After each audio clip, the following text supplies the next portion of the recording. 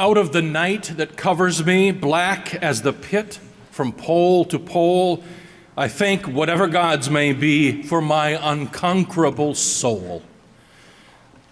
In 1964, Nelson Mandela and other anti-apartheid leaders of the African National Congress were convicted of sabotage and conspiracy and sent to Robben Island to serve out a life sentence. There, Mandela broke rocks with a sledgehammer until being assigned to work the lime quarry. Throughout, he survived repeated episodes of physical abuse at the hands of his white jailers.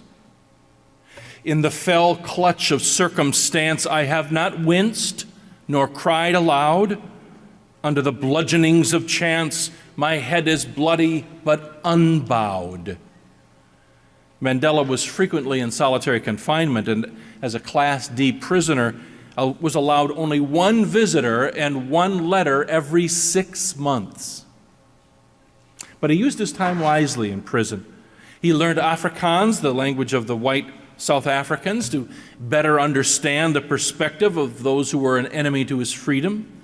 Sharing their language, he developed close relationships to some of his jailers.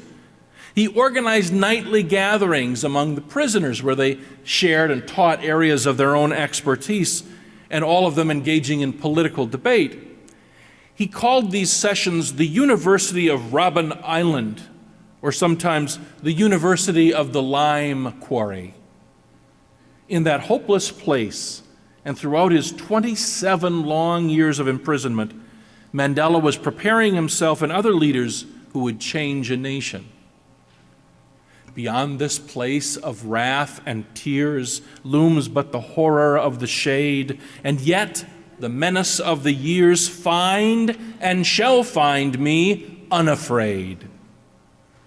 Outside his prison and on the streets of South Africa, Mandela's ANC and its nonviolent approach to political change was being challenged and supplanted by the Black consciousness movement in South Africa, who were much more willing to engage in acts of violent civil disobedience. When leaders of the BCM were also imprisoned on Robben Island, Mandela befriended them. He built a foundation of unity that would call upon years later when he became president of South Africa. And he invited those leaders to join him in the University of the Lime Quarry. But he had one requirement for them. They were asked to memorize a poem, Invictus, by William Ernest Henley. Invictus, the Latin word meaning unconquered. He believed that words etched in the mind and spoken on the lips would be written on the heart. This poem, which I have been reciting throughout, ends with this stanza. It matters not how straight the gate, how charged with punishments the scroll. I am the master of my fate. I am the captain of my soul.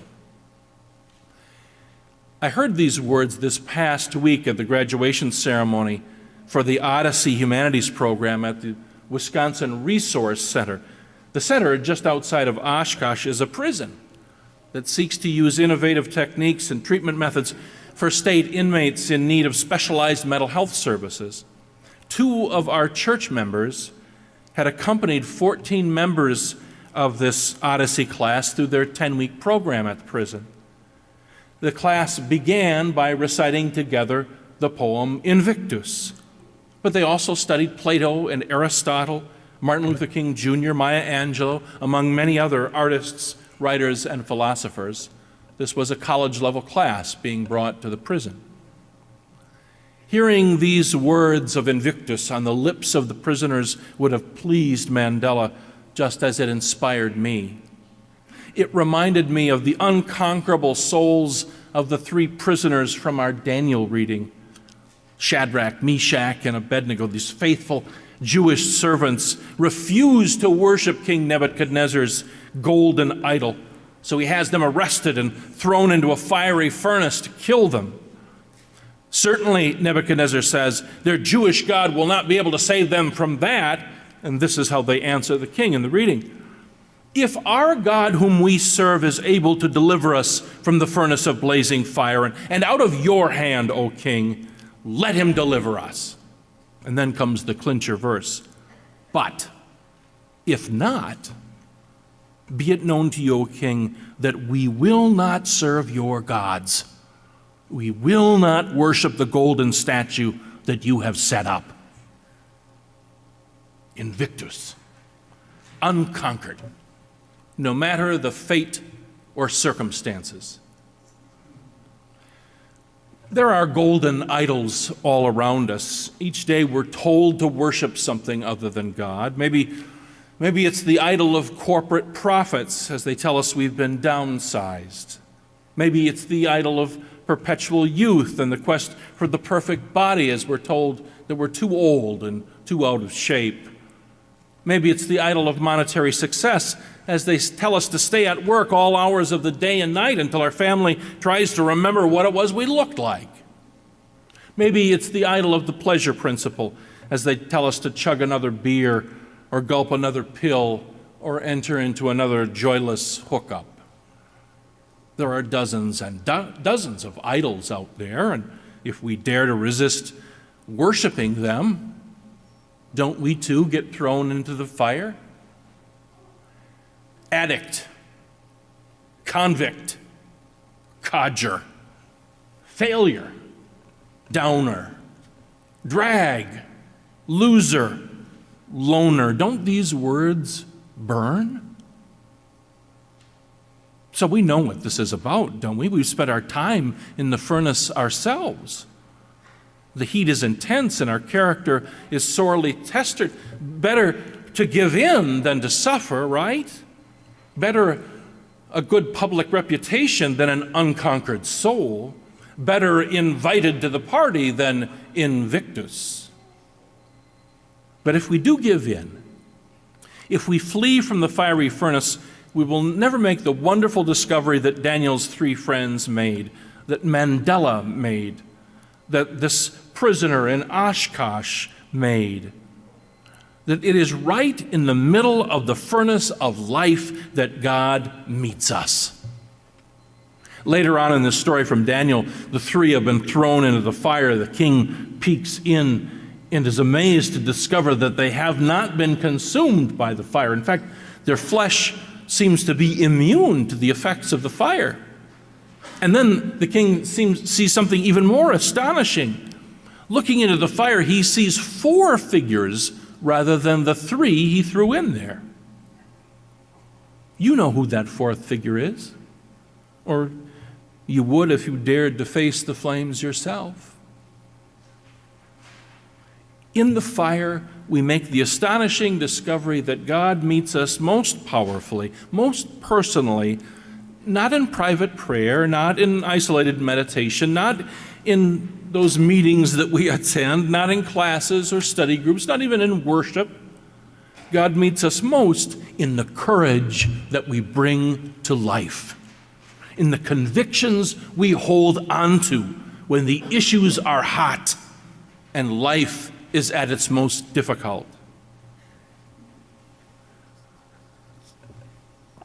Those will also be the times when you will count on God the most, when you will most know the intimacy of God, when you will most feel the power of God, when you will most discern the presence of God, when the flames are the hottest, surrounding and threatening to swallow you. God is the 4th figure in the furnace. I know it's hard to accept. It calls upon us to embrace the mathematics of faith that sometimes make no earthly sense. Where else are we taught that 3 plus fire equals 4? And I wonder if that's the reason why those disciples left Jesus in our gospel reading this morning. When he announced that he was the bread of life, that the bread that he would give for the life of the world was his flesh, well, he was telling them that his way was a way of sacrifice, that his truth demanded a faithfulness no matter the cost. That's how Jesus was the way, the truth, and the life. And that was just too much. It was too real, too difficult for some of them. This teaching is difficult, they said. Who can accept it? And off they go. They leave. They left so that they could cool off and continue to worship their other little gods. It's a terrifically sad moment in the gospel, and amazing that it's even in there. Don't you think the author of John's gospel would have come in and cleaned things up a bit, removed such an embarrassing detail as Jesus being abandoned by a bunch of his disciples? I wonder if it's with sadness that Jesus, after being abandoned by others, turned to the 12, the disciples left behind, and asked, "Do you wish also to go away?"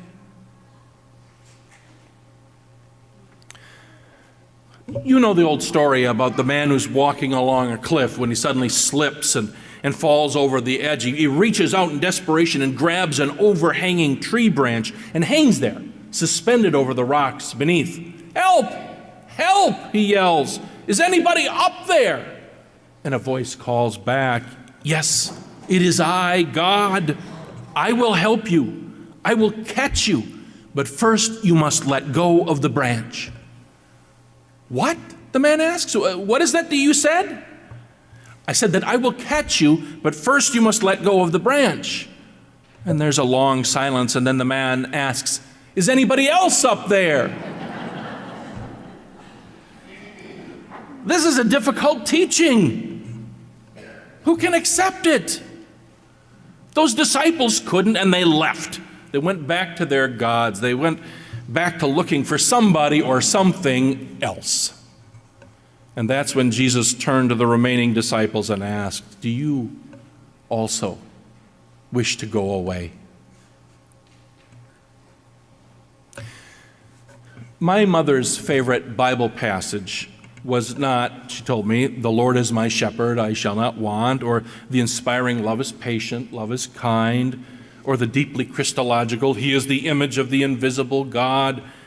No, her favorite verse was drawn from our reading this morning from the book of Daniel, when those three servants of the king are faced with death, faced with the reality that God might not save them, and they insist, "Even if God will not save us, be it known to you, O king, that we will not serve your gods, and we will not worship the golden statue that you have set up." In the midst of my working on this text this past week, it finally dawned on me that I was working on my mother's favorite text right around the 10th anniversary of her death. I had only been here serving this church for a few months when you had to nurse me through some serious grief and heartbreak. This verse, my mother's favorite, reminds me of her fierce and persistent spirit. It reminds me of her courage. It reminds me why she's my hero. My mother was my hero not because she was unafraid, but because she was very afraid, and yet did it anyway. She was afraid of being raised by an angry alcoholic mother. She was afraid as she threw herself into her books and her studies as a young girl. She was afraid when, as a 4.0 pre-med student at the University of Wisconsin, the head of the department took her aside and asked her to change her major and make room for a man. She was afraid, married to a man who sometimes was no bargain, and who served as a minister, which is no bargain for any marriage. She was afraid of her 5 children, afraid when they were all in school and she was left alone at home. She was afraid as she finally learned to drive at age 38, afraid when she got her first master's degree, and when that teaching job ended after 9 years, afraid when she got her second master's degree, which led to another teaching job until retirement. She's my hero because she was afraid. Afraid and yet did it anyway. Afraid and unconquered. In other words, invictus. Oddly enough, the one thing she wasn't afraid of was death. 10 years ago, she welcomed death as a relief, an end to her growing physical disability and pain, and as a blessing, as the well-earned rest for a well-lived life. She's my hero. because she didn't walk away from the fearful challenges of her life. She didn't abandon her hopes, her convictions, her calling as a beloved daughter of God. She didn't walk away like those disciples of Jesus when times got tough. Though the choice was always there, as it is for each of us, Jesus turns to each of us in tough times and asks, "Do you wish to go away also?" And here comes one of my favorite verses. Simon Peter answered him, "Lord, to whom can we go? You have the words of eternal life." It's as if Peter was saying, who else is there? No one else. God doesn't make life easy. God doesn't spare us from the furnace of a fallen world or our own folly. God is with us, though. God makes it possible for us to go on and sustains us when life is the hardest. At the end of the graduation ceremony this past week at prison, the Wisconsin Resource Center, one of the inmates was selected by his classmates to speak for them all. He spoke of the changes in his own life and heart as he had fed his mind and spirit through the Odyssey program. He talked about leaving the cave, the prison of his own construction that Plato wrote about so many, many years ago. And he concluded with a poem by Brené Brown, Manifesto of the Brave and Broken-Hearted. It reads like a modern-day Invictus. There is no greater threat to the critics and cynics and fear-mongers than those of us who are willing to fall because we have learned how to rise with skinned knees and bruised hearts. Now remember who was reading this.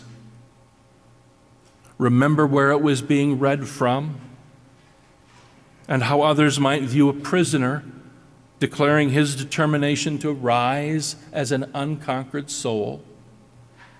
We choose owning our stories of struggle over hiding, over hustling, over pretending. When we deny our stories, they define us. When we run from struggle, we are never free. Now, think of those whose fear makes them run, whose shame makes them hide, whose lack of faith makes them walk away from the fiery furnace of life. Maybe you're thinking of somebody you know. Maybe you're thinking of yourself. We will not be characters in our stories, not villains, not victims, not even heroes. We are the authors of our lives. We write our own daring endings.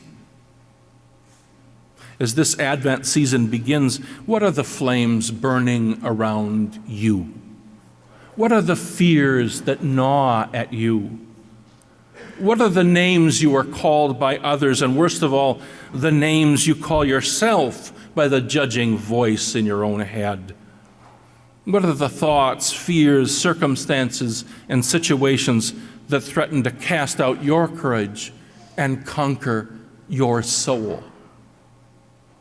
We craft love from heartbreak, compassion from shame, grace from disappointment, courage from failure.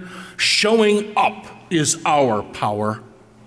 Story is our way home. Truth is our song. We are the brave and brokenhearted. We are rising strong. Advent is our season, a time of waiting for the presence of God, waiting in the fiery furnace, waiting in the lime quarry, waiting in the prison cell, waiting in grief or fear or frustration, but waiting nonetheless. Waiting and working for a future worth our faith, worth our hope, worth the waiting. We are brave and brokenhearted. We are rising strong. and unconquered. Amen.